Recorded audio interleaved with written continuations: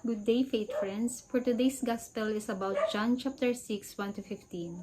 In this gospel, Jesus went up to the mountain and sat down there with his disciples.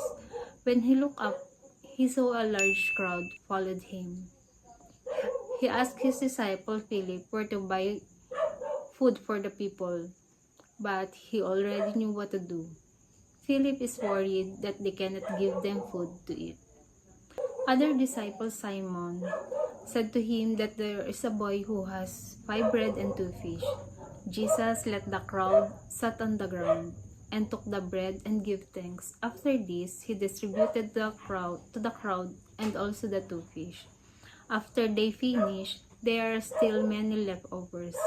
For the lesson in this reading, for me, it is when we give or share a little, God bless us more than what we share.